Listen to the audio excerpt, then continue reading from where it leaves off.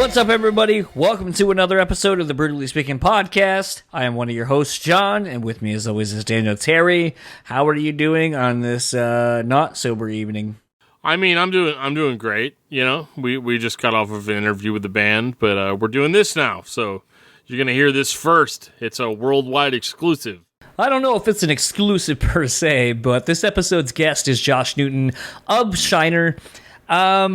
I don't really know how to describe Shiner sometimes to friends. Like, you know, are they a progressive indie rock band that kind of teeters on space rock, as maybe Dan would like to say sometimes? I mean, I don't know. Sometimes this band's really hard for me to categorize what they are, so I guess I'll throw it to you, Dan. What are they? I wouldn't call it space rock, but it's definitely, if you're a fan of Hum, then you're a fan of Shiner. They do different things, but I would recommend listening to their albums in conjunction with each other, for sure. It's funny because Josh is one of those people that I became very aware of due to his, basically his time in every band not Shiner. You know, obviously he was in Every Time I Die. He spent time in From Autumn to Ashes. From him teching and doing stuff with Fall Out Boy and so forth. You know, with social media being what it is, it's allowed me to kind of build somewhat of a friendship with Josh. And, you know, I always feel like maybe there are times where there's the stigma of Josh being a cantankerous old man, sometimes self-described. But there's something that, you know, when you kind of get to know him a little bit better, that he is very amusing, and that, you know, it just is someone that I enjoy talking to on this podcast. You know, like a lot of things. And I don't know if it's because of me or, you know, just kind of some of the history I have with some of these people that come on the show, or having with some of these people since the last time they came on. But, you know, it's always fun having Josh on the show, and I definitely think, you know, there's a little bit of a different vibe than a lot of the other interviews I hear with him, and I don't really know how to attribute that to. Well, I think that's us in general, though. I mean, you know, a lot of the interviews we do, a lot of, you know, something that has been kind of a common theme is people are like, wow, you guys aren't really, like, approaching it like a lot of media outlets do, and I think that's kind of the strength of what we do here, is we're kind of here to have fun and have a good conversation, and it doesn't necessarily have to be about what's being promoted or what the big thing is that we're supposed to care about. I mean, in this case, it was a new Shiner record, and it's awesome, and I've listened to it, and it's great, and you should definitely check it out. But, you know, I like kind of the more intangibles that come from an interview like this. And, you know, he was very open, and it was kind of revealing about what their process was. Because, like, I had no idea that, like, there was a period of the time where the band kind of didn't like each other. And they maybe not hated each other, but definitely were not getting along. And that there being a lot of personal drama that went on earlier in the band. And what I like about listening to music in the 2020s now is that, like, these bands are dropping records that are awesome. They sound like the band in their heydays, but you're getting the band in a more realistic or less angsty form. And so these guys are just doing what they're doing because they love it, instead of, you know, just trying to maintain some sort of status quo. You know, it's funny. I feel like a band of Shiner's legacy caliber, use either one of those words you would like to, but I feel like a problem or a pitfall that a lot of the bands that have been around for 20 plus years that, you know, maybe sometimes go away for a little bit on a hiatus and come back, I feel like they're so aware of their legacy that they kind of just tend to rest on it. I mean, that's something we talk about quite a bit on this show, is bands just resting on their laurels and knowing that that's going to satiate fans for the live setting, where they're going to go buy tickets, they're going to go do all these things, and it doesn't matter. They know it doesn't matter if they don't appease fans and they put out a subpar record, because they know the fans are going to be there because of the legacy they built. And it was really refreshing to hear Josh actually say in this that basically he was very cognizant, that he and the guys were very cognizant of the fact that, you know, what if we fuck up the legacy we've left behind for ourselves? You know, it's been 20 years since we put out a fucking record. Can we match what we've done in the past? I don't really know that I've heard anyone ever say that in an interview. Like, not openly, not in the midst of all of it, like maybe well after the fact. Like, you know, when we were writing this record, we were kind of worried about, like, how it would be received. I mean, you know, Dennis from Refuse kind of made a comment that was just, like, to the effect of, like, yeah, we knew it didn't really matter what the fuck record we put out because people were going to compare it to Shape to Punk to Come. So it actually was pretty freeing to know that probably people aren't going to like this. So I don't know. I thought that was really interesting. As well as the fact that seeing bands like Hopesball and Shiner and Hum, like you mentioned before, basically all kind of coming back and showing a lot of younger bands who maybe hadn't heard of them, how they can start being influenced by a band that's been around for 20 plus years. Whether you're into metal or rock, it doesn't matter. There's something here in all three of those bands for everybody.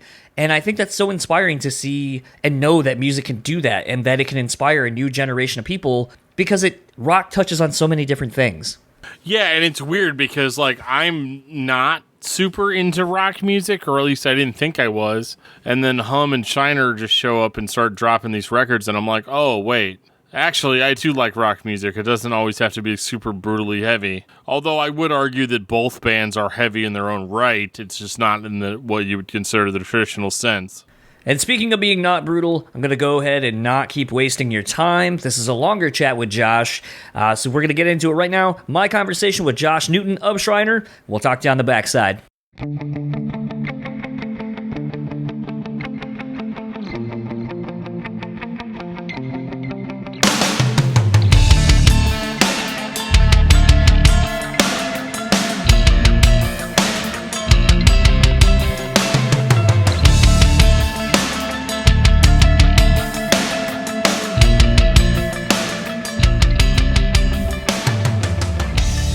So we had the pleasure of talking to Josh Newton, guitarist of Shiner, whose latest record, I'm going to probably mispronounce this, Schadenfreude? Schadenfreude. Okay, is out now, and I'm going to give you a little bit of shit. You are the only person I know who has named the same record twice for two different bands that you're a part of. Maybe if I do another Sie Leben record, I'll do that one too. Oh, man. You would, I would call Guinness Book of World Records at that point for that. It's funny because Alan was like, hey, what do you think of this? And I was like, I laughed, and he's like, what? And I was like, that's what we called the With Knives EP. And he's like, shit. And I was like, but I don't care. And then I hit up Joe, and I was like, hey, will you be bummed? And he was like, yeah, because I own that word. Do whatever you want. It was just funny when the record came out and I started listening to it. I was like looking at the album artwork, just kind of taking everything in. And then I was like, wait a minute. I was like, I swear Josh already named a record of his this. And then I went to my CD collection. I was like, son of a bitch.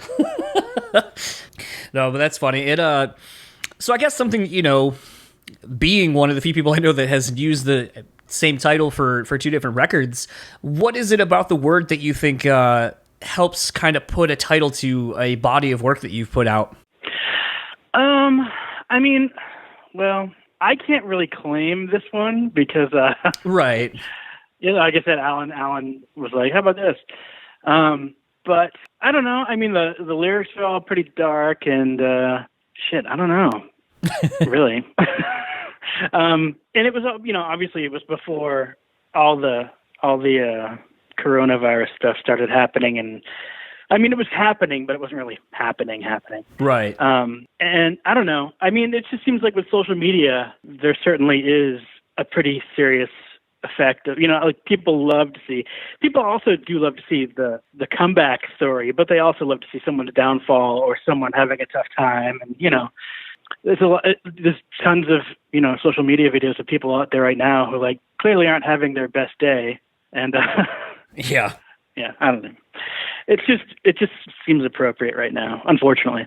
It was, I don't know, it is kind of interesting sometimes, when it comes to titling records, even if it's whether it be a self-title because it's now taking on the band's name, or even if there is a song that happens to have the title track on it, it's kind of interesting, we as fans will kind of sometimes maybe look too much into these things and maybe think that there's more of a meaning than there really is, other than being like, that was a cool word.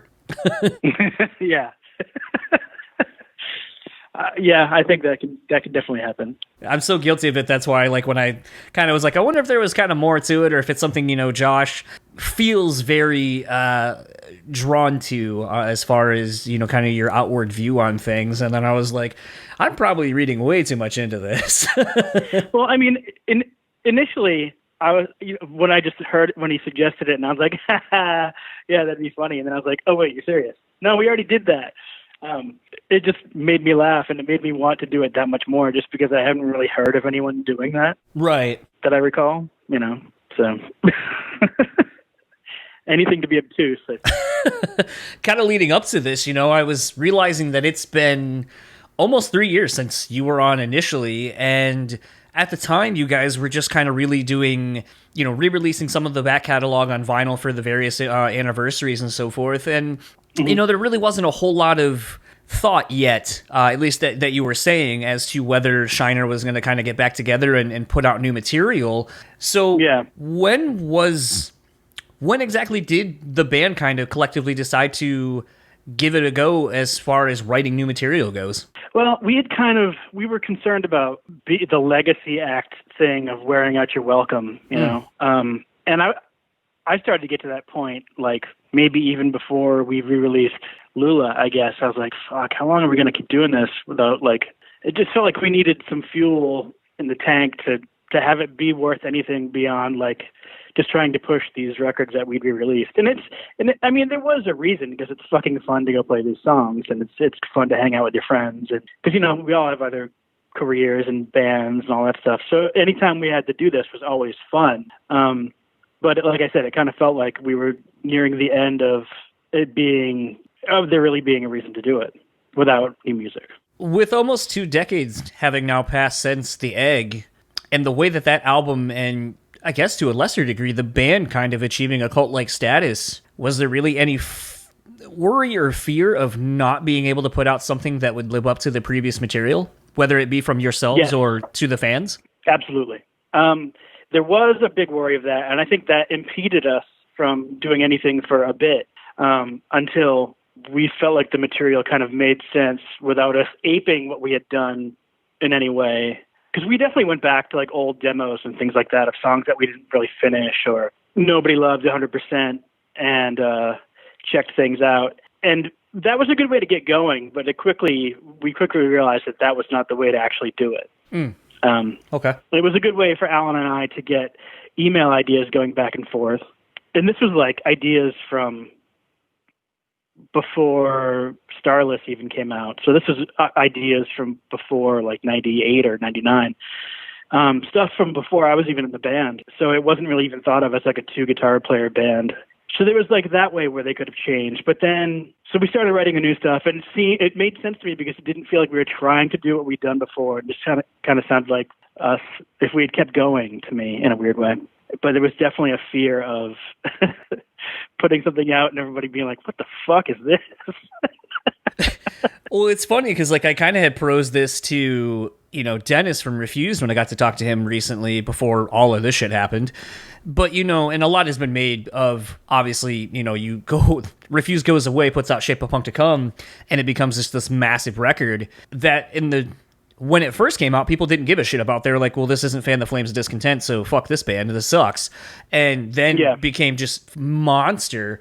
And as such, it's I had asked him, it's do you feel like whatever you would have put out, whether it be Freedom or, you could have even just put out Shape of Punk to Come too, do you feel that people would just not give it a fair shake? Because it's not what they have spent 20 years coming to, or 10 or 15 at that point, years getting to know and just love. And it was I don't think it really mattered what we would have put out because people were going to hate it. And he goes, and I think it's the record that we're on now that people are kind of oh, okay, cool. Now we can kind of get back into this because that first quote unquote disappointment is out of the way. And so I wondered, kind of adversely thinking about this, the record's been out a little bit. Have you kind of seen the same? Are some people just kind of well, it's not this thing you did in the past, but then, I think the thing people maybe don't realize is well, yeah, and this is something Dennis said, and I kind of forgot to say it a second ago, but he was saying when Shape of Punk came out, for so many people, they were in their young to early to mid teens.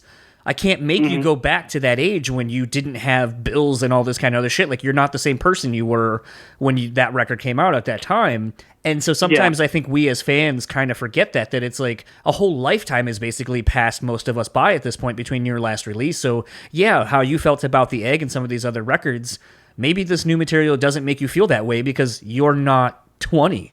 Yeah, it's exactly how I feel. We recorded something recently. I went to Kansas City and we did the record live. I guess I'm announcing that right now. We videotaped it, and not videotaped, but we digitally video recorded it. We put it on our VCR, and but we were gonna mix in, like we were gonna play the old record and then play some older. Play the new record and then play some older songs. And then when we started to do the older songs, we're like, I don't really feel like doing this right now. Just because we were so like psyched about. I mean, and I'm not saying we won't play the old songs someday when we get to tour again, but it's so much more exciting to play the new stuff and like a challenge. And my mind isn't wandering because I can't, because I have to think about what the fuck we're doing. Right. Whereas like a lot of the old stuff, and it's weird because playing the old stuff will also maybe sometimes even get you in your old mindset. I don't know. It's really strange. And it's been 20 years and a couple of things have happened in that time for everyone. And it's we're not it's different because we're not like trying to make it our living. Right. Which is, there's like no pressure. We put out the record ourselves. We had friends of ours do the promo and a friend of ours do the video. And it's just like, fuck it. Let's just have fun and, enjoy this while we can, because who knows how long we're even going to be able to do this for. I guess something that's maybe kind of a weird question, and I don't recall if I had asked you this previously, so, whatever, I'm sure you don't remember that interview either, so fuck it. So I was talking... I remember us talking. Yeah, I was talking with Chris Hall from Stabbing Westward recently, and I was kind of asking him about, being in the unique position to be a part of something that was kind of like your everything, and then for various reasons, the band calling it a day, but then having the opportunity to come back to it, or have it come back to you, however you want to put that. And wondering, what does Shiner mean to you now versus what it meant initially? Like, how does it fit into your life now? What does it mean to you now? Is what it means different to you now? I think it means, it is, I don't know if I'm going to be able to explain this correctly. It means more to me now, emotionally, than it did before, whereas like we were just trying to be successful and get signed or get a big tour and all that stuff. And now, like I said, we just do this because we want to, Yeah, it's just a odd thing to think about, like how, as we're kind of saying, like how much life has gone by, and just thinking about, there might be bands that mean a lot to me now, but they mean something in a completely different manner because as I've grown, maybe the lyrics or the music or whatever, or the experiences of listening to those bands has changed, and because I've changed. Yeah. And so it's kind of interesting thinking about that when you have something that has a bit of a legacy, like a band that's been around for 20 some odd years, even if they've not been active the whole time. So I would feel like the same would apply to you as the person making the art, because like you were saying when you were like, relearning some of the old stuff because it kind of puts you in that same mindset, that it would be kind of interesting to maybe play a song, or as you're listening to something, maybe in formulating a potential set list, where listening to that song might take you back to something that you were thinking or how you felt 20, 25 years ago. And you're like, oh, fuck, man, like that doesn't mean anything to me now, but I remember what sparked this idea, what sparked this song, and just kind of thinking about how far you've come since then. The thing that stuck out the most to me was like the remembering the recording of The Egg while we were recording and mixing the new record. That was a pretty dark time for us. There was a lot of infighting in the band, and my dad had just died, and Gherkin's mother had just died, and it was pretty, things were pretty intense, and not everyone was super happy. And it's really easy for me not when I'm playing it so much, but like when I'm listening to it or doing something similar with the same group of people, it's sometimes easy for me to just go right back there mentally. I don't know, maybe I'm crazy. But it's also like, when you walk into a room or something and there's like a weird smell that I'll walk into a random basement or something and it smells like my grandparents' basement or something, and it's like the weirdest sense memory that happens. I don't know. It almost happens like that with like my soul or something. With these dudes doing this thing, it's really easy for me to just almost mentally teleport back there. How easy was it? I mean, obviously it's got to be a little bit easier getting some live shows under your collective belts again and kind of getting more of a live feel for each other. But going more into the recording process for this record, how did you find that to go writing with people that you haven't necessarily written with in so long? It was easy. That was like nothing, like a no-brainer. Well, and we'd also, like, Alan and I did a ton of demos, and, we'd send them on to see if anybody objected. to whatever it was. So we kind of had an idea of where the songs were going before we even got into a room together. For the most part, except for one song on the record, which we had never actually played live together until, like, we'd never played in a room together until recently. But when we were recording all that, it was just, I don't know, it's also easier because it was always easy for us to do it beyond like the fighting, but it was people weren't fighting to fight; they were fighting for their part or their idea or to have a say, or And now it's not really like that in the sense of everyone was just much more focused, I think, because we had a lot less time together to do what we had to do. I don't even know if I'm answering your question. No, I mean, I think you are. And, the thing I think sometimes when some of these reunions and so forth happen is it's easy to get in a room and jam on the songs that you've already know how they go. You know the parts, you know how they go. Yeah. And they're going to work with fans and so forth. But it's when you get in that room and you're like, okay, now let's create something new for whatever the new thing is going to be.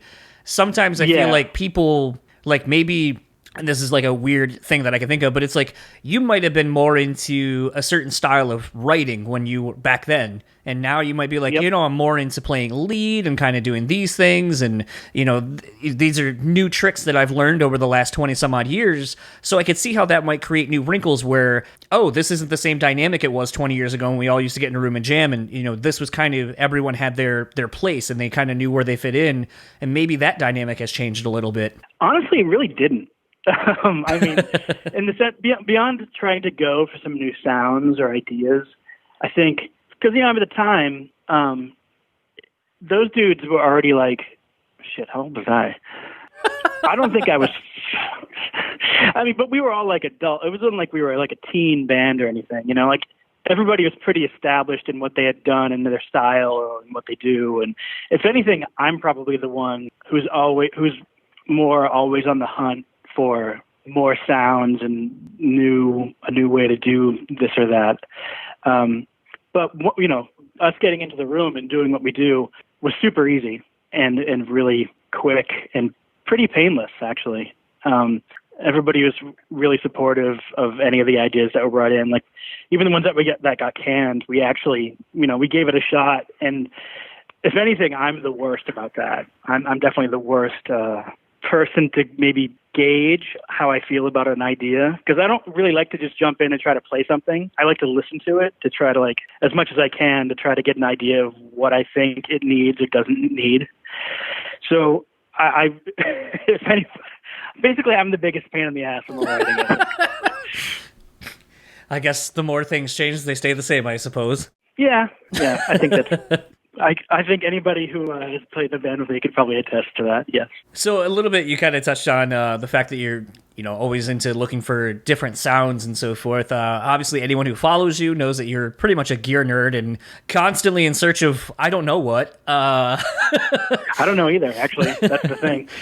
So, wondering how you enjoyed being able to play with kind of some of the new toys that are available now versus the last time you recorded. And was there kind of a concerted effort to try to find a happy medium between kind of maybe the vintage sound of the band, but kind of bring it into, modern times? No, that wasn't a concern at all. It's like when Alan plays guitar, he uses a lot more effects now than he did then. But when he plays guitar, it instantly sounds like him. No matter what amp he's playing, no matter what guitar he's playing, there's something in his hands where I can just tell it's him immediately. And I think a lot of people will assume that he used his tried and true gear on this new record, and he didn't at all. Actually, he used nothing that he's ever recorded with before or anything probably people have seen him play shows with. He just brought some random shit and was like, I'm going to use this. And we're all like, oh, okay, cool. And then it just ended up sounding like him anyway. I am definitely using more effects than I did originally. Still sort of the same ones, but, things have changed with DSP, since fucking 2000 or whenever we recorded the last record.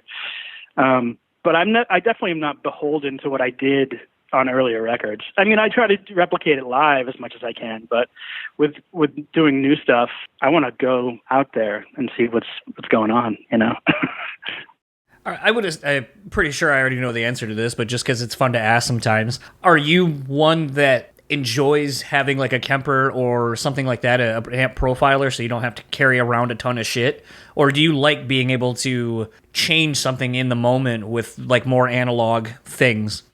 Well, I've had 2 Fractals, sold them both. I feel like I just spend enough time on the computer that I fucking like when I work for someone, like when I went back and teched for Joe Troman, his tech in between my own working for them had switched Joe over to Axe-Fx, the Fractals, and you know, they still sounded great and they work great and they're super reliable, and it's awesome if you're trying to replicate the same thing every night and have it sound exactly the same because you're on ears and all that stuff. I think it's fucking awesome. The more I dicked around with it at home, I just found it like incredibly fucking boring.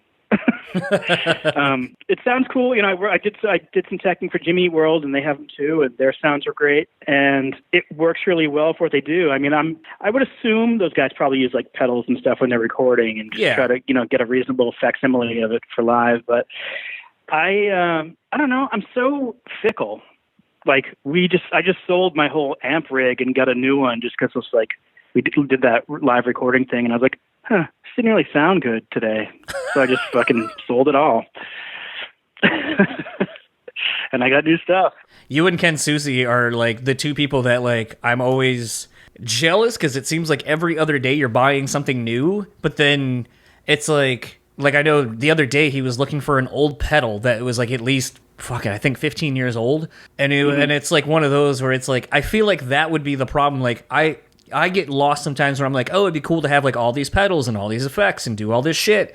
But then I just keep coming back to like, but if you can't make like just your guitar through your cab and your head sound good, then like, what the fuck? Like, yeah. Then there's something wrong with the shit that you're using, or you just can't play very well. Yes. I mean, for me, it's both, but it's still I mean, I don't think I'm exactly Yngwie Malmsteen. But no. For me, like the perfect distorted guitar sound is like the Nevermind the Bollocks Sex Pistols guitar sound. Like it's not like a heavy metal sound. It's just a distorted, loud, obnoxious sounding guitar. And it sounds fucking awesome to me. So if your amp can do that, you know, if your gear can do that, and then you can put weird shit on top of it, I think that's great.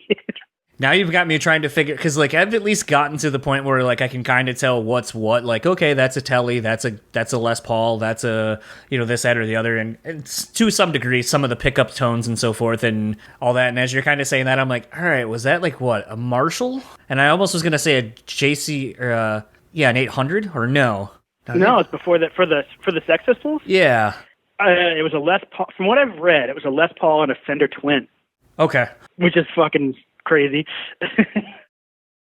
Yeah, because it's just things like that sometimes, like where you're trying to like figure out what makes the sound and how to do it, but then like you said earlier with Alan, it's like it doesn't fucking matter, because like, you know, I've heard that story Ted Nugent tells all the time where they took out Van Halen and Eddie let him play the Frankenstein and he played the Yardbird or whatever, and both still sounded like each other playing the other person's rig. You know, it's like, all right, so I mean, I've had that happen where I had to borrow a friend's rig. Like, I don't know what happened, but like his band played, and then, you know, whatever I was doing at the time played. And with him, it sounded beautiful. Gnarliest guitar sound. When I played it, it was fucking hot trash. It was just so bad. And I was like, oh, I guess I'm hiding behind some stuff. And it wasn't even like pedals or anything. It was just like his hands into that, the way, because I didn't change any of the setup or anything, you know. Right. And I just tried to play through it, and it was just like fucking so bad. It was really funny. But I also think it totally got in my head too.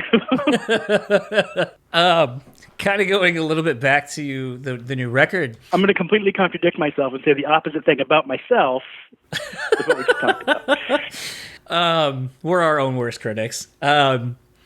You know, something I've kind of been harping on this podcast, you know, being not as old as you, but being older now, you know, is the fact that I remember when records came out, you got one single. And maybe a B-side that didn't even end up on the record at times if you bought the single. But now it seems like, you know, we're in this age where you're getting a 4-month, 5-month rollout of a record, and you're getting 5-6 songs. before the record's even out. And it's like, I understand because audiences' attention spans are very fickle. So you want to kind of keep like, yes, we got this thing out. Hey, new songs dropping, new video, get those pre-orders. Like it's all about the pre-order, the pre-save, the pre-whatever. Yep. And in some instances, and actually I just saw Ticketmaster is apparently going to stop doing this, but bundling the record with album or with the live ticket and so forth to kind of pad your album first week sales and so forth. And it was kind of interesting to see you guys only, from what I can remember, you only put out like 2 songs, and I think the second one came out like a week or so before the record came out. So it wasn't that long before. It was a relatively short rollout for it. Was that something you kind of were deliberately doing, or just kind of happenstance? It sort of just ended up being that way. I kind of didn't want to release. I felt weird about releasing songs without any other content, which is strange to say now, because back in my day, the fucking song was content enough. Yes. But, because I knew the video wasn't really going to be ready yet for Life as a Mannequin. And when we released Life as a Mannequin, a lot of people were like, this just sounds like Life and Time. Not a lot of people, but the people that I remember were like, this just sounds like Life and Times. Like, what's even the difference? So I was kind of like, shit, now we got to release one of the rockers. God damn it. So, I don't know. And it's not like I've been eschewing the whole process of how things are done now. But it also turns out that, as I said, we did everything ourselves. And I'm not really a record label. I don't exactly know how to do this. Like, I know how to do the layout, and I can send it off to get them pressed, which was 2 months late.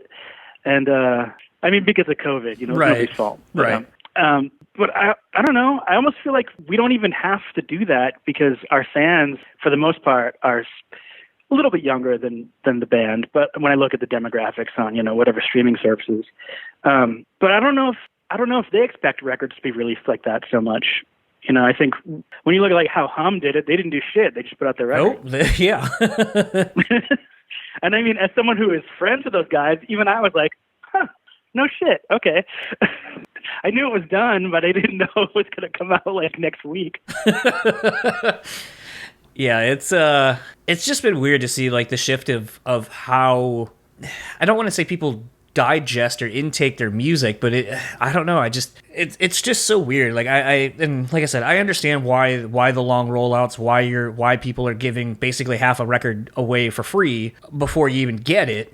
But I often just feel like, sort of like you were saying, where it's like, to me, it's like you get one song and hope that you pick the really good one to get everyone to be like, oh shit, okay, like I'm stoked for this. And then you don't give them anything else, because then there's that sense of like, excitement and wonder when you're cracking open, showing my age, cracking open the CD, or if you're buying the vinyl and taking it all in as the first experience of listening to it all together, not like here's a single and here's a song from the end of the record that the 2 songs you're now hearing as the quote-unquote singles for this record aren't going to make a whole lot of sense in conjunction to the vibe that we created when we painstakingly made this track listing for the record. And it's things like that I feel like are just lost now, where it's a full immersive experience that you're supposed to kind of go along on the journey that someone kind of curated for you. And I don't feel like that exists anymore. And I feel like we're kind of cheapening the overall experience of listening to music because we're just so quick to have someone be like, got it. I got it. Now I got it. Now the next thing. What's next? Well, I think so. But part of that, I think, is I think we can both say pretty confidently that we're not casual music fans. No. So I think the experience for us is kind of different than a lot of people, who, because you see on the internet, like, what? So-and-so still together? Shit, I didn't even know. Whereas, like, the bands that I love, I'm fucking gobbling up any information I can about them. What the fuck's going on? Like, when can we maybe expect something new? That's how I am personally. And I feel like with Shiner being such a band, I feel like a lot of our fans are kind of like that. If they're not musicians, they probably wish they were, And I'm not saying that in like a condescending way, like, because I think everyone, if they want to play, they should. All you have to do is do it. So I don't know. I think I think the experience is lost on some people, but I don't even think that they know that it's lost on them. Yeah, I don't know. I was talking to someone the other day, and they were just like, I don't know, I don't really listen to music. And I was like, what do you mean you don't listen to music? And they're like, that blows my mind. And they're like, well, I mean, like, it's even trying to like re-articulate as best I can what they were saying to me. It just was like, they're like, I don't know, it just doesn't, like, there's some songs and I like them and I like some bands, but like as a whole, like I would never have any interest to go see a band live. I have no interest in, buying an album or things like that. And it's just like, how do you exist? Yeah, no, I get that. But but that person might love fucking gardening or whatever, which is something I could give a shit less about, Yes, that's true. I guess it's... I like vegetables are cool and all that, but like, I like some vegetables, but I wouldn't go see them. There's your blabbermouth headline. I like some vegetables, but I wouldn't go see them. Yep. I'm sure there's other things that they're hopefully, that they care about. There's one of the reasons they get up every day, hopefully. Right. Yeah. I don't know. It baffles me sometimes when people say things. Well, given the world we live in, a lot of things baffle me that people say, but yeah, that's neither here nor there. Kind of switching up gears a little bit, kind of your teching jobs have, since the last time we talked, like, it was kind of the I think the way a lot of people get into teching, where, you're working with your friends and then you're going out with your friends' bands. Granted, not everyone's friend is in a really big arena-sized band, but it is one of those where, it saw you with Fall Out Boy for quite a while. And then, as you were saying earlier, like working with Jimmy Eat World and, God, I think you were even working with like a country person for a little bit there, if I remember correctly. Oh yeah, I did a little bit with some Dwight Yoakam shows there for a minute. Yeah, and I was gonna say, and then you did. Who was it? God, I've been seeing so much Lady Antebellum bullshit that like that's the only name popping in my head. But it was Kings of Leon. Kings of Leon. Yeah. And how did you find it to work with such a wide array of musicians, given the fact that, as we kind of touched on earlier, you're kind of have a penchant for gear and getting to see the inner workings of some of these wide array of bands? I love it. It doesn't feel like work to me, honestly. The traveling feels like work, the being away from home for so long, which, well, that doesn't happen anymore. But, I don't know. It's like I said, it just doesn't feel like work to me. I love doing it, and like 99% of everybody that I've worked for has been fucking awesome, and it's just cool. I don't know. This is something I also like when we do festivals and stuff. I just walk up and check out whoever's stuff. Like the other day last year, we were in Mexico doing a festival, and Carlos Santana was playing before us, and I was just like, I just walked over and I was checking out his rig, and that thing that people do sometimes when like they'll tap you on the shoulder, but they're standing on the other side so that make you look the wrong way. Yes. Carlos Santana did that to me while I was looking at his stuff. And did you turn around and go smooth? Yeah, I was like, oh, hey. And he's like, hey, what do you think? He was super, super, super insanely nice. But just getting to do, I don't know, I love it. It's awesome. And I was going to say, I'm working for bands that have money that'll just be like, what do you think of this? And I'm like, yeah, I've tried that. It's pretty good. And they're like, all right, we'll get 3 of them. That's always fun. Yeah, one of the like weird things, because I find a lot of that really interesting, and like even a friend of mine, Josh, who is like the tech production manager for Killswitch, I've always joked, I'm like, dude, I just kind of like, when you're in town, I want to like take the day off work and come follow you and see what your day looks like, because I find it so interesting, like that it's the thing that no one really ever thinks about is the things that, there's the hour that you're watching the band you came to see, or the 4 or 5 hours collectively for the whole show, but like there's so much background stuff happening to make sure that show happens that I don't think a lot of people either A, give a shit about, or B, care about. But it's just wildly fascinating to me to see, all of that stuff work. And like one of my favorite experiences, and I've talked about it quite a bit on this podcast, is going to Warped Tour the second to last year and having a friend of mine who had that was teching or tour managing for CKY, and basically getting like a no escort needed pass. So it's like we were able to kind of go up onto some of the backstage parts of the stage and stand on stage to watch, and seeing that crew tear down a normal size like amphitheater stage split in half. So basically you have one band going and the other band sound checking, loading, all that kind of stuff. But to see how tight it was in a 30-minute or 25-minute set time was just mind-blowing, to see how they could tear down a set, put it on the truck, or waiting on the truck before it, and then basically set up the next one. And it was the Warped Tour crew, the touring cruise crew, and so forth. And then, like, there's a whole show happening right next to it as it's going on. And then as soon as that band's done, boom, this band's ready to go. And maybe other than some very minor mistakes or some glitches or whatever, it's going off without a hitch, and it's going on all day. That was insane to see just how much of a machine it was, and the level of like proficiency that everyone had to have to work together to get that to fucking happen with no issue. Yeah, it's pretty. I mean, Warped Tour in particular is logistically, it's got to be a fucking nightmare. Oh my god, for whoever is doing all the stuff, and even just getting the stage times and this and that together. I don't know. It's a lot of tech people. Even though I never actually teched on Warped Tour, I just ended up playing. But it was definitely, Warped Tour is just completely insane.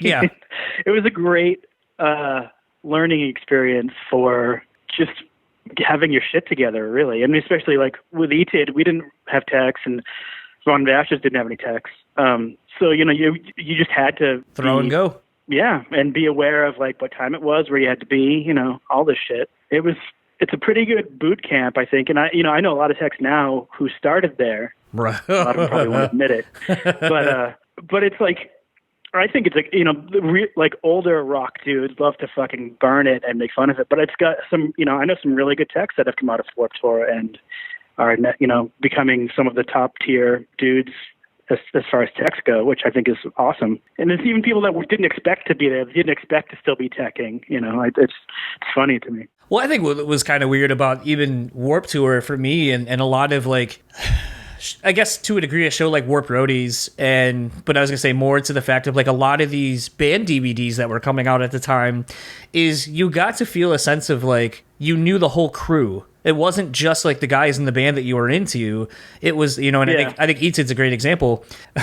Like, I remember going to LA a couple years ago to see 18 Visions when they were playing the Roxy. And I didn't know this, but Zach was running sound for him, and I was like, "Holy shit, it's Zach Cannon!" And I was like, to the average person, someone would be like, "Who the fuck is that?" And I'd be like, "I mean, he's nobody really, but like, I don't know, he's a pretty good sound dude, and I like him, and he's funny." So, well, he came from them initially. That's where I met him. Right when I first met him.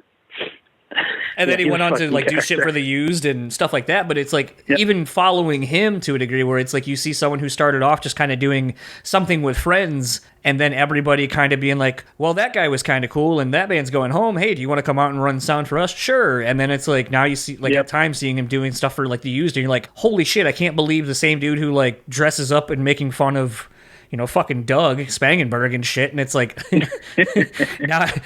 now you're running sound for like a, you know, decent like theater sized band and so forth. Like, it kind of shows that like it becomes a family, and those who want to put in the work and so forth can actually have a decent career at it behind the scenes. Yep.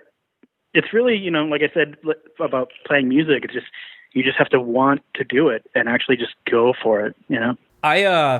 I know this might be a really stupid question, but in light of the situation where you found yourself in when you were teching for Fall Out Boy, where you had to fill in for some gigs, and having seen that pop up a lot more recently, where due to family emergencies and so forth, like you'll see some of the techs and so forth kind of fill in for the set if they can, you know the set, that is. Yeah. Are you more inclined to learn some of the songs that in the set that you might have, just in case maybe you need to come in and fill in? It depends on the band. Okay.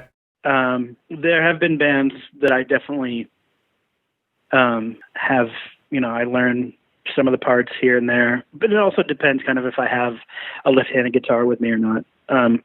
But I haven't done that in a while.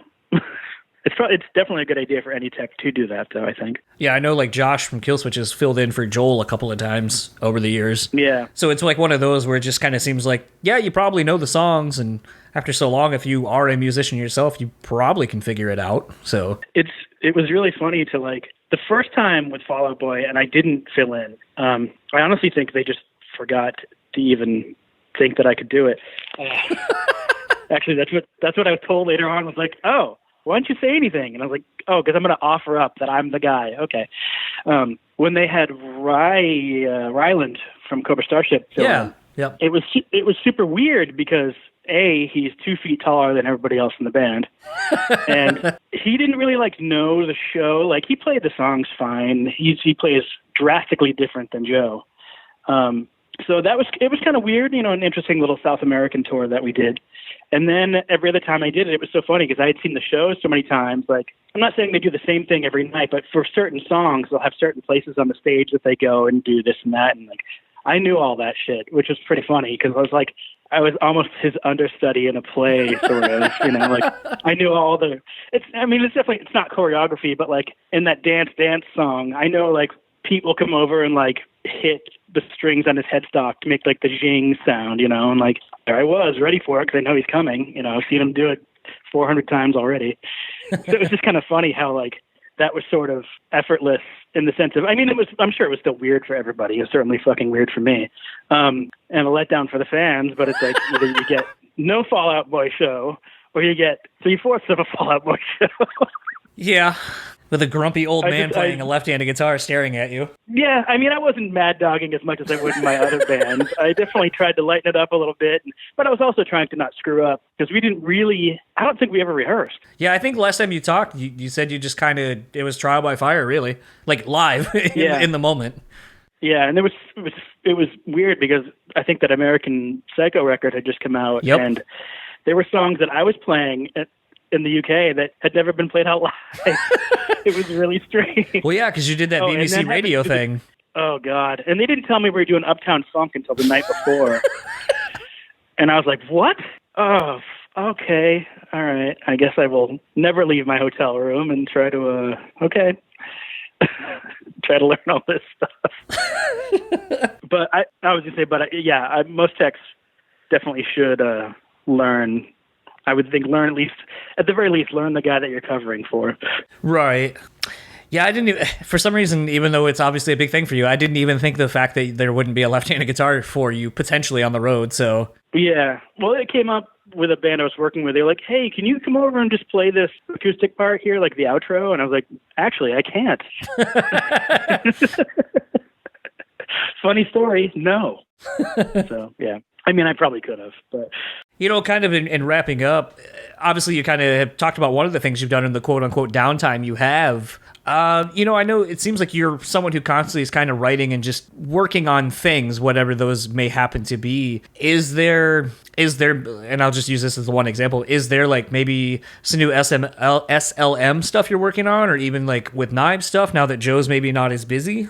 Well, there's been discussion about both of those, but no real movement forward on that. I think with the With Knives stuff, if we were to do it again, we would probably get together, and if the ideas are good, we'll do it. And if the ideas aren't great or we're not really gelling playing together, we just probably won't. Fair enough. It was super fun. And SLM, there's probably 40 ideas on Dropbox that I can't get anyone to listen to. So who knows? Maybe I'll just start another band that's just myself. I don't know. Well, that's the weird thing, though, for me, and that's kind of why I was asking, because, With Knives was you. It started off as your thing, and then I remember a Damn Thanks tour. I don't even remember how you or I or Joe were talking about it, but then it was a thing where it was Joe's oh, yeah, we're doing something, blah, blah, blah, and I just kind of shot you a look, and I was like, what do you mean, we? And I was like, it's Josh's thing. And... it seems like everything that starts off as your, I don't want to call it a self-indulgent project, but something that starts off as you turns into this band where it's more people involved. And then that almost seems to be what spurns the next quote unquote solo thing of yours until you find other people to partake in that project. So that's kind of why I was what are you immersing yourself in now? I've actually been trying to do some scoring for things, sort of akin to what you did again with Joe with the Keith's book. Totally. Okay. I'd like to do some any kind of visual stuff. It seemed like it was going to happen with this documentary about this serial killer from where I'm from. This guy his name was they don't know who it was still, but this guy, the highway murderer in Massachusetts in the late 80s. mid-'80s maybe. But I found on Facebook, I found a group, and there was a guy that's supposedly making a documentary about it, and we were going back and forth for a bit, and then it just kind of stopped, which is a bummer because I remember I was a kid then, and I remember everyone being terrified about this serial killer in the area, which it touches on many of my interests, but I thought that would have been really fun and interesting, and I didn't even care about money. I just wanted to do it. Yeah. That's kind of where I want to go. I think it's kind of funny because I had almost wondered with Joe's cartoon, which I'm blanking on the name of now. I almost thought maybe you were going to be a little bit more involved with scoring or kind of writing, accompanying music for that even. That had been discussed when he started doing that stuff originally, but I ended up just being too busy with work, really is what that was. I'm so psyched for him and everything that he's done on that front. It's really funny, and he's very excited about all of his projects on that front. Yeah, I know from one night here in town where you were actually supposed to play after a Damn Thing show at the Pyramid Scheme. He was kind of like, a lot of this stuff wasn't out at the time, so there was just a lot of him kind of talking at me about some of these things, and I was like, oh, that sounds cool. And then even like kind of divulging that it looked like you were going to be doing some stuff with the Damn Things at the time coming up, but obviously that didn't come to fruition either. So yeah. Again, that was another. I was busy on tour with other bands, and I kind of just lost my. I didn't really have time to make for it. Actually, it's ultimately what it goes down to. Is it weird? Because turns out there's only so many hours in the day. Yeah, dude, that was my whole day at work today. It was basically coming to that realization. Is it kind of weird? Because I know I've seen some of the bands that you've been in, I know From Autumn to Ashes was getting ready to play Furnace Fest, and there was obviously the new E-Tid record's getting ready to come out, and The Damn Things put out a new record about a year ago. And it is kind of interesting to see how, even though you may not have been a part of any of these bands for a very long time, that people are still like, where's Josh? Is Josh going to be in this? That's pretty weird, yeah. I'm going to say not so much with E.T. because obviously everyone, Mitch has been in the band for a while and you went on to do other things, but it is interesting to kind of, see when people post the photos oh, I saw him back in this era, and then it's there's you with in the photo with them or whatever, and people are like, oh, I miss Josh, and things like that, and it's just kind of interesting to see. It's always super flattering, Meanwhile, I just get the time hop photo of you guys hanging out with Will Smith and his kids, and it keeps popping up where it's just and I go, how the fuck did this happen? Every time I see it, and I know that's exactly what I wrote in the thing where I tagged you. I was like, how did this happen? Every time I look at it, I just go, what's happening in this? Did I tell you the story? I don't recall. I don't recall how that happened. I'm 99% sure. I don't think we were rehearsing there. I think we were doing the situation video, right? The performance footage, and I think Willow Smith had some kind of performance thing for a record executive in one of the different rehearsal rooms at SIR. I think that's what happened. Fair enough. Wasn't a Wicked Wisdom reunion tour rehearsal? No. I mean, who knows? Maybe Scott Ian will play in that. I don't know. I'm actually kind of surprised you haven't ended up in any of his happy hour stuff that he's been doing. Yeah, I haven't seen him in years. So, obviously touring has come to a halt. I got the whole reason we're doing this now is because I got the notification that the show in, I think it was November, here in town got canceled officially.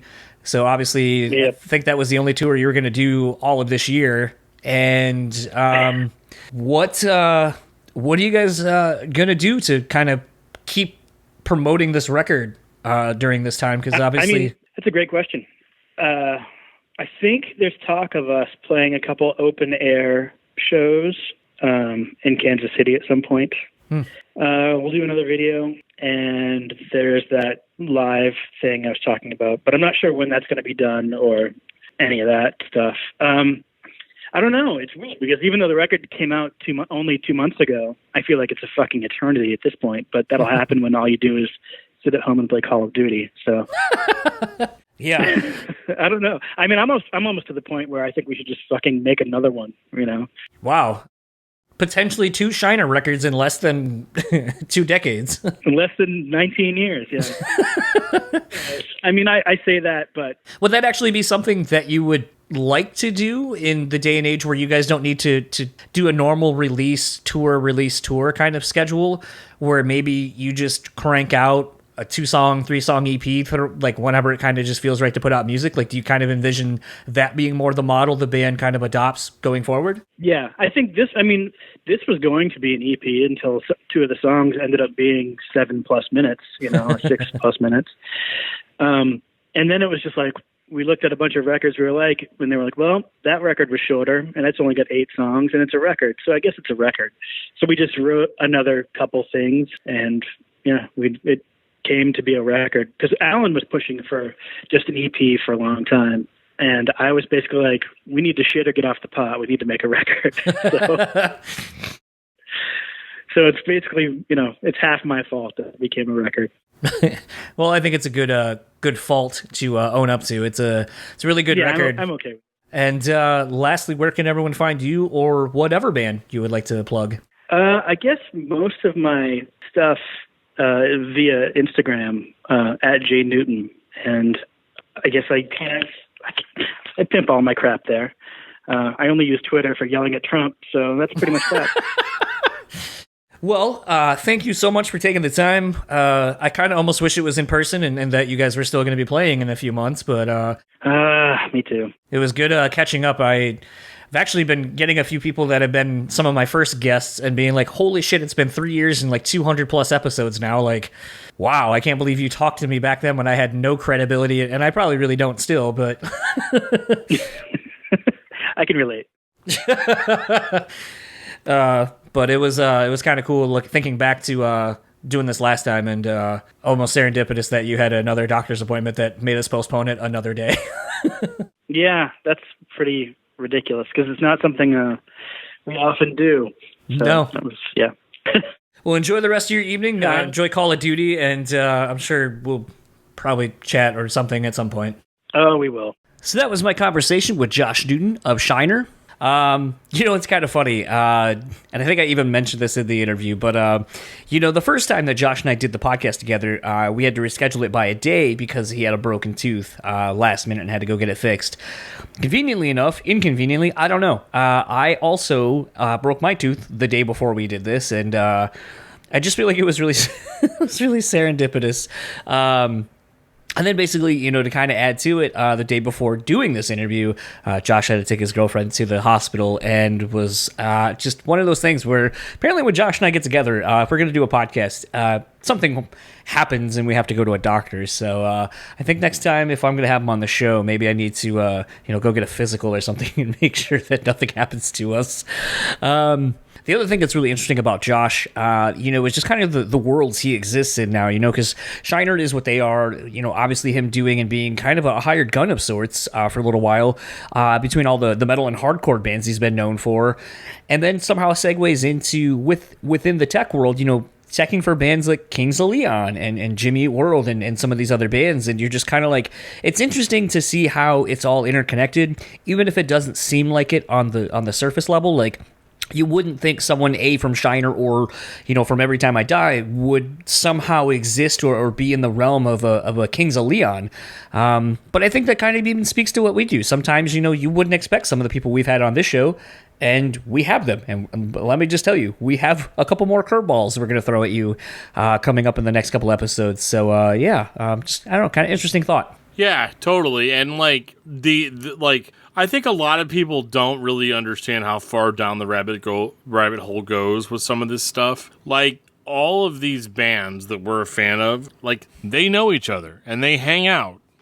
And not only do they hang out, but they tech for each other. They sell merch for each other. It's kind of a packaged thing, and it's a community. And I think that's something that's kind of glossed over by a lot of people. And, an interview like this is, I think, helpful in kind of showing that, maybe I wasn't recording a record this year, but I was still, super active as a musician.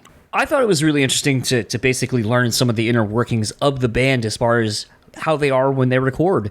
And I guess it is just me. I don't have a 20-year career. I don't have, a lot of the things that Josh and Shiner has going for it. But I just assumed that basically the band wouldn't be the same as they were. And I'm not saying they are 100%, but like I said, I figured maybe it would have been a little bit harder to just instantly gel with everybody. I mean, as people, we change so much, from year to year and even decade to decade, that it's just interesting to find out that when they got into a room, that basically it felt like no time had passed. And I guess that's kind of the amazing thing of the camaraderie of being in a band, is that, you can be gone for so long and it feels like no time has passed, because there's just that connection and that instant bond that you all have from spending all those years playing together. But I did kind of feel like maybe with that much time going by, and Josh kind of having done and played in a lot of different bands, that maybe it would just change how he approached writing for the band or something. But I guess that's not entirely the case, as you heard. But it's also kind of interesting sometimes, we there are instances, and I can't think of one off the top of my head now, but where, bands come back after a while and still don't sound like they did.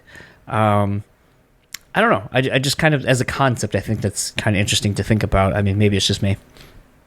Yeah, I mean, and I think that I hate to keep bringing up the Hum record, but it's yeah, I mean, it just came out of nowhere. And honestly, before hearing this interview, I kind of felt the same way about Shiner, because I just kind of figured that this was a band that I liked. And I mean, that's true, but like, I don't know. I wasn't expecting like a new full-length record, and I was surprised that I got that. I know they kind of did the singles game, before that, but like, I don't know, like, I guess I wasn't paying attention to it, because like a band that old, I'm not like actively paying attention to. So whenever I see that there's a new Shiner record out, I'm like, oh my God, like, what have I been doing for the past 3 months? No, I mean, it's that good. Like, I'm serious. Like, I'm not chilling. Nobody's like paying me to say stuff like this, but like, if you're not listening to bands like Shiner and you're not listening to bands like Hum or even like Hope's Fall, like, you don't know what's going on, like, with rock music and, like, spacey stuff that's actually pushing that genre forward, because, unfortunately, when a lot of rock bands get big, they stop pushing forward. And that's just not the case with some of your more underground, more notable acts like Hum and, like, Shiner. So, I guess what I'm trying to say is you should listen to the new Shiner record, and you're going to love it. And if you don't love it, then you just don't get it. It's always kind of interesting when we do these episodes. I hope that the people who listen to this show, that are just listening to this show week in and week out, learn about some new bands. And I know Shiner's not a new band. As we've been saying, they are a 20-year-old band that have a history and have a back catalog to go through and unearth. But I hope people don't skip this. I hope people actually, with some of these, quote-unquote out of left field, interviews we made to you, go and check the interviews out. Go and check these bands out. Because that's something I enjoy about some of the podcasts I listen to with people that I don't necessarily know who they are or what they've done, because I find something that's interesting about them, and it makes me go appreciate what they've done, whether it be actors, musicians, writers, so on and so forth. That's kind of the beauty of this, is hopefully if we're doing our job correctly, as far as the interviews and so forth, we're selling them to you. And I know that sounds really shitty to kind of break it down like that, like, oh, we're selling you this thing, but I think Shiner's music stands for itself. I think it speaks for itself. I hope you guys are actually going out and checking out the new Shiner record, and then going back and listening to the old Shiner records. And if you didn't listen to the episode I did with Josh before, go and check out any of his other bands, if you can find them, like Glaze Baby and some of the other stuff he's done, because it's interesting, and it creates a bigger narrative of what he is and who he is as a musician and as a person. And I think that's what's fun about doing these sometimes. Yeah, it's interesting. But, like, I mean, I think that a lot of these bands just don't have the social pull that they used to have, because there didn't used to be socials the last time they put a record out. That's the only explanation I can come up with, but like, I can't say this enough, that just, I mean, if you want to listen to rock music that is textured and has a lot of nuance to it, you really can't look further than Shiner. I mean, these guys are kind of masters at that craft, and let the interview be kind of a preview of, like, in my opinion, this is a hot take, so I apologize, but, like, in my opinion, this dude is better in this band than a lot of the bands that he's done work for. I think that's a really interesting comment. And I think it's actually a really great place to leave this interview.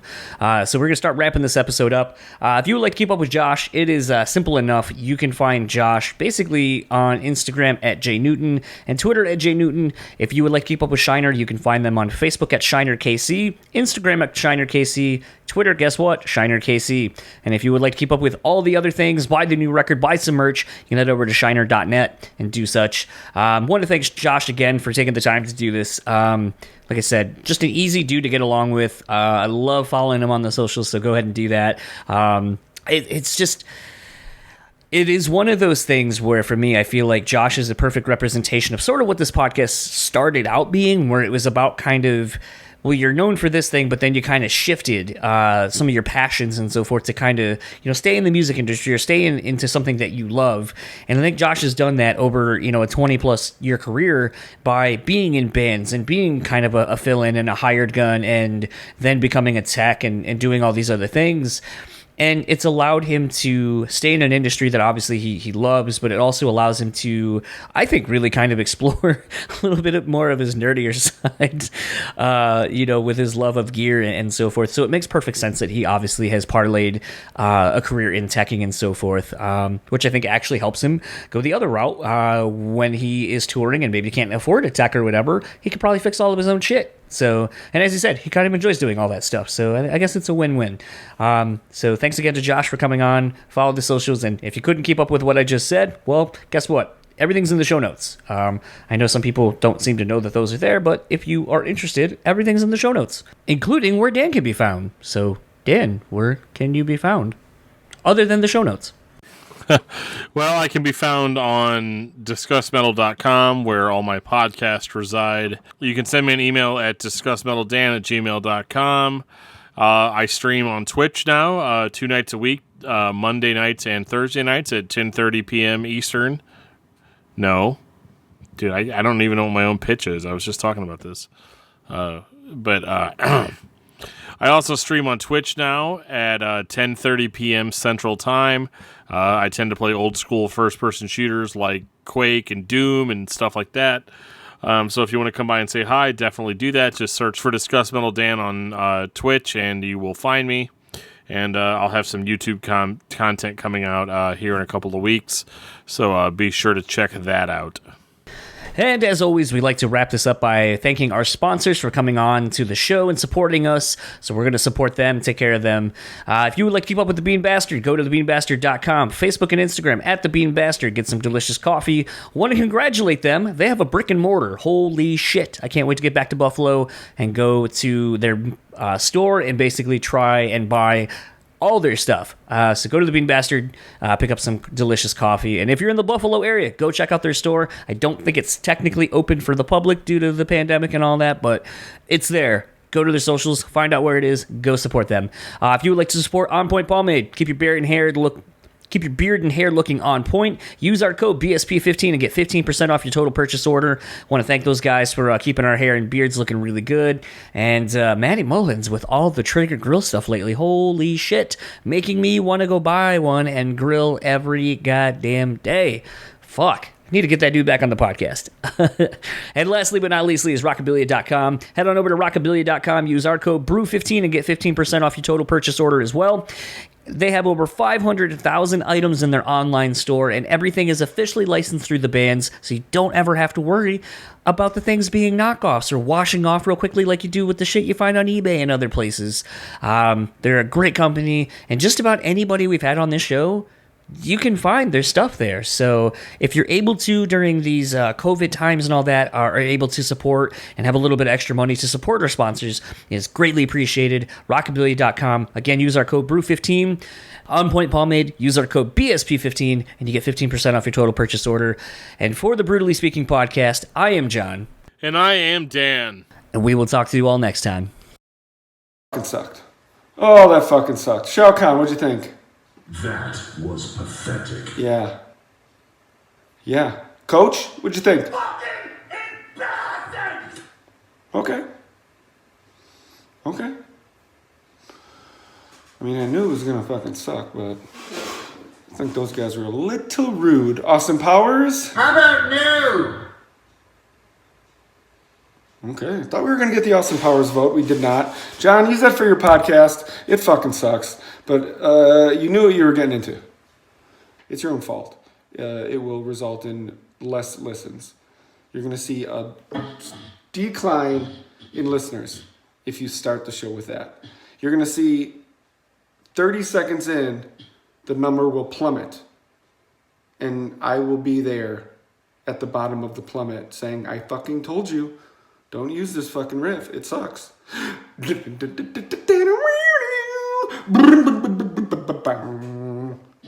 it's yours.